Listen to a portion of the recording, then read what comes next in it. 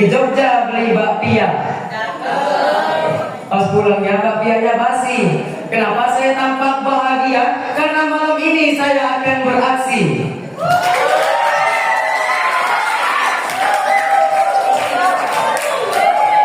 Assalamualaikum warahmatullahi wabarakatuh.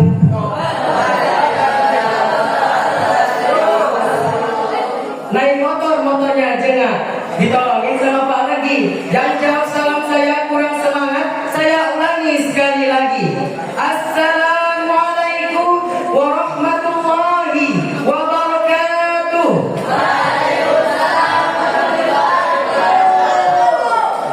Alhamdulillahirabbil alamin. Wa bihi nasta'in wa ala umuri dunya waddin. Wa ala alihi wa sahbihi ajma'in, amma ba'd. Yang saya muliakan dan yang sama-sama kita muliakan Mudirul Ma'had Nurul Quran beserta keluarga besar beliau, yang saya ta'zimi Dewan Asatid wal Atatilah Pondok Pesantren Nurul Quran, yang saya banggakan santriwan dan santriwati seperjuangan. Syukur alhamdulillah atas kehadirat Allah yang maha pengasih, yang nikmatnya tak pilih pengasih.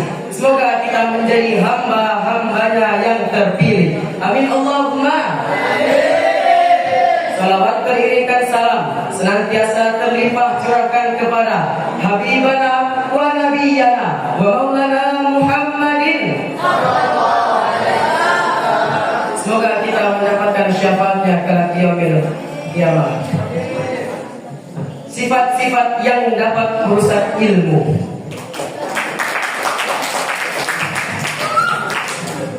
Pernahkah kita merenung hadirin, mengapa ada orang yang ilmunya laut-lautan tapi hatinya kering?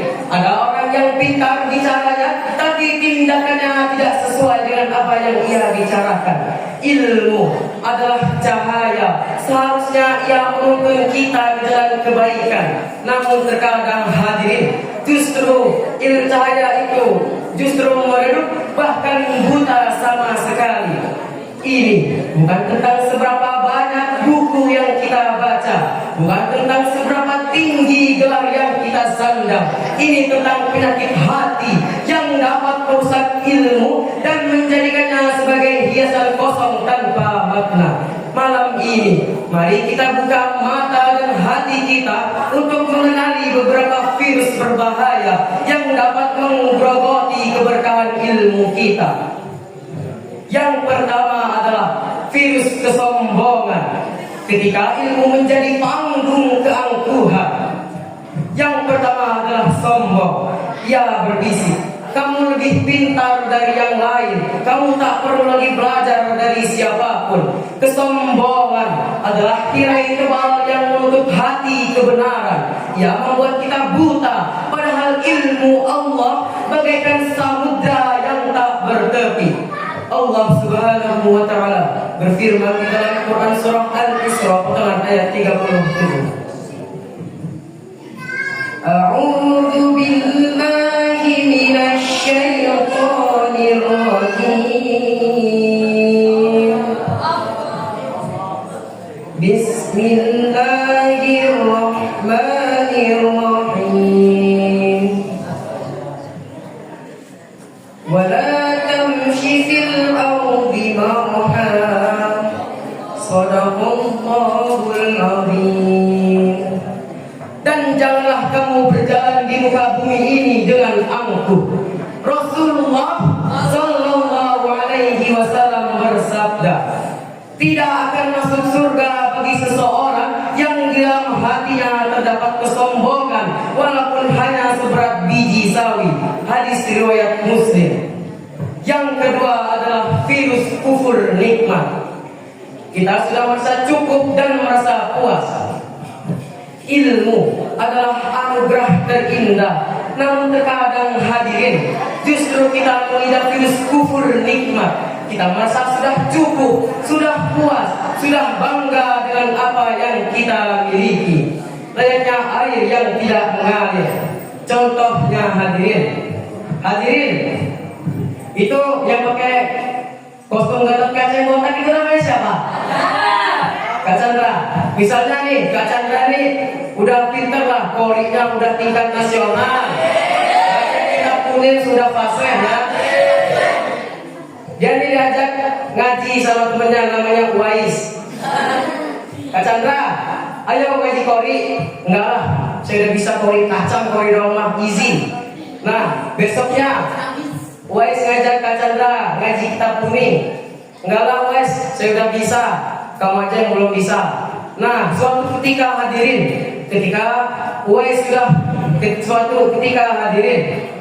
Uwais ini sudah bisa kori, sudah bisa membaca kitab kuning, bahkan Uwais sudah bisa masuk kori internasional hadirin, Mas ya. Dan Kak Chandra pun merasa menyesal.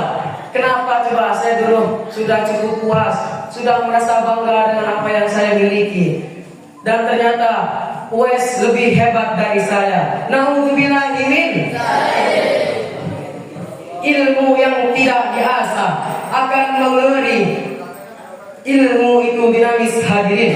Ia menuntut kita untuk terus bergerak mencari dan menggali.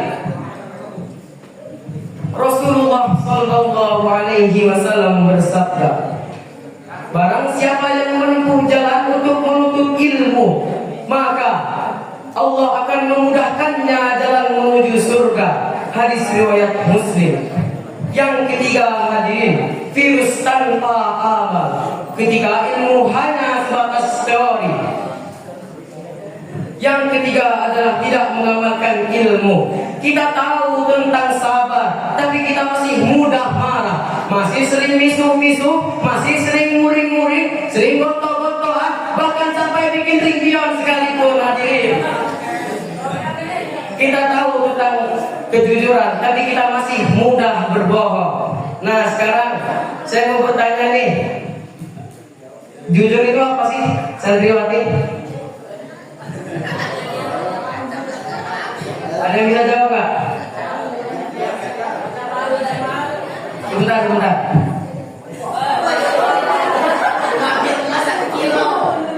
Yang bisa jawab saya kasih ini. Jujur. Angkat tangan.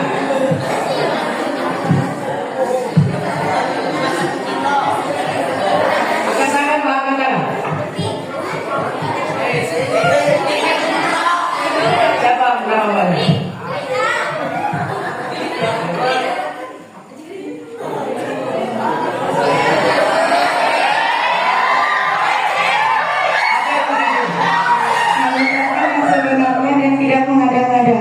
Kasih aplausnya dulu dong.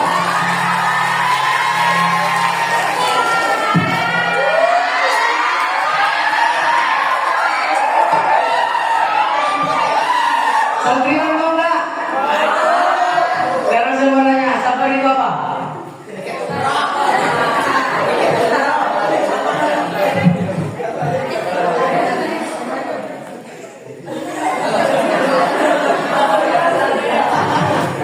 Apa sabar? Sabar adalah menahan diri dari segala amarah maupun musibah. Tepuk tangan yang keras.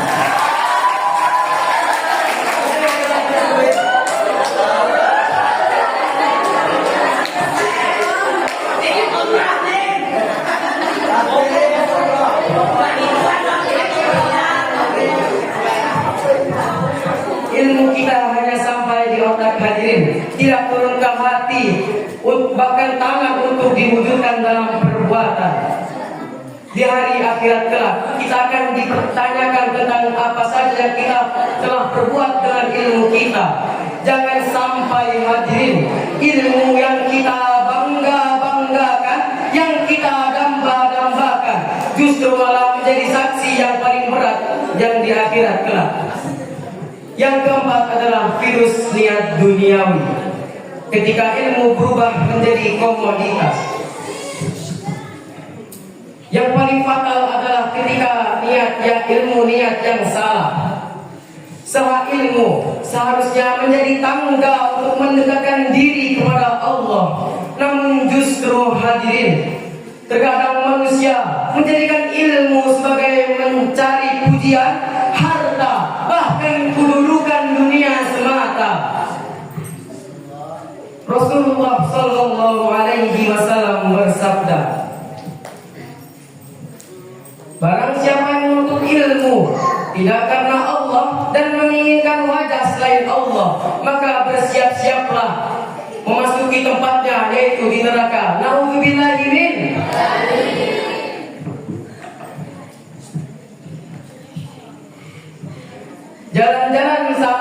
Jalan-jalan sama parit.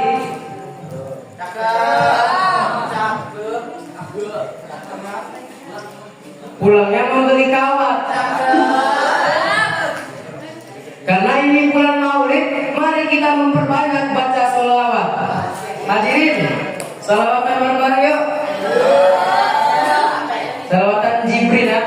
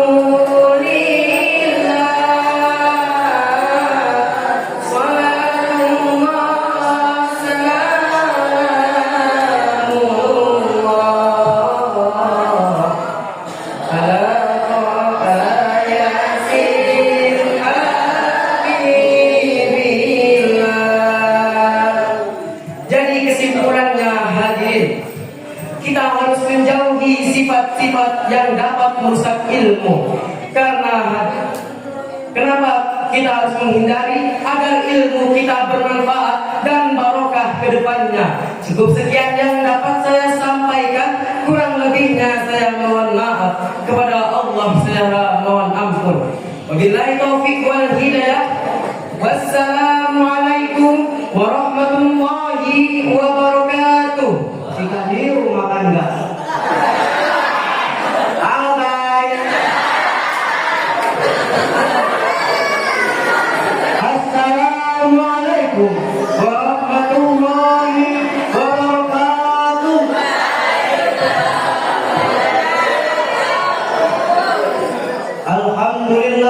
Alhamdulillahirabbil alamin wa bihi nasta'inu ala umuri dunya waddin wa ala alihi wa sahbihi ajma'in. Amma ba'd. Yang saya muliakan dan yang sama-sama kita muliakan Mudirul Ma'had beserta keluarganya, yang semoga diberikan kesehatan dan dilancarkan rezekinya. Yang saya takdimi Dewan Asatidz wal Asatidz dan Pondok Pesantren Nurul Quran, dan tak lupa juga santriwan dan santriwati yang saya banggakan. Puji syukur atas kehadiran Allah Subhanahu wa taala yang mana kita masih diberikan kesempatan untuk berkumpul di masjid yang mulia ini dengan keadaan sehat walafiat. Salawat teriring salam marilah kita curahkan kepada baginda besar kita, yakni Nabi Muhammadin, yang kita nantikan syafaatnya di yaumil qiyamah kelak. Berdirinya saya di sini, izinkan saya untuk berceramah dengan berjudul Adab di atas Ilmu.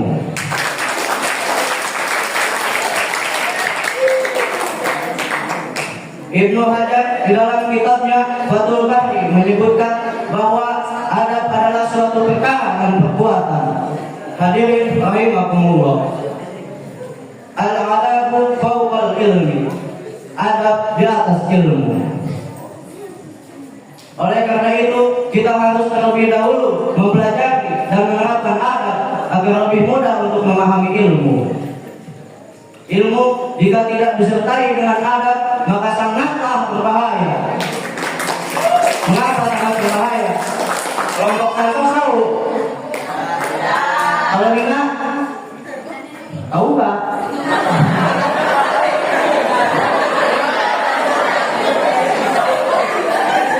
biar abang kasih tahu.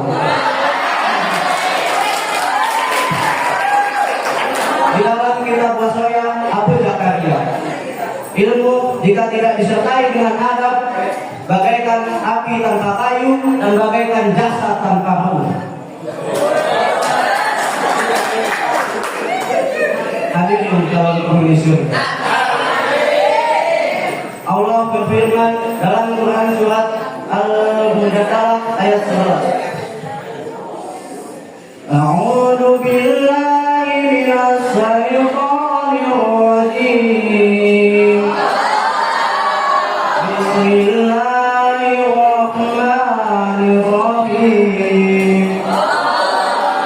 Ya ayyuhalladzina amanu idza qila lakum tafassa'u fil majalisi tafassahu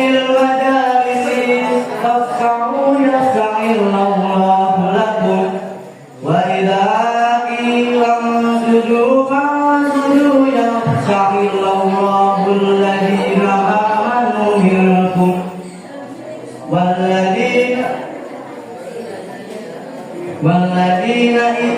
والذين يؤمن al-ayat. Wahai orang-orang yang beriman, apabila dikatakan kepadamu berdirilah dalam majelis-majelis, maka berdirilah, niscaya Allah akan memberikan kepadamu. Shallallahuladzim. Jadi kesimpulannya, kita sebagai santri yang sama-sama mencari ilmu, jangan lupa untuk memperbaiki adab. Sekian dari saya. Apabila ada kata yang kurang,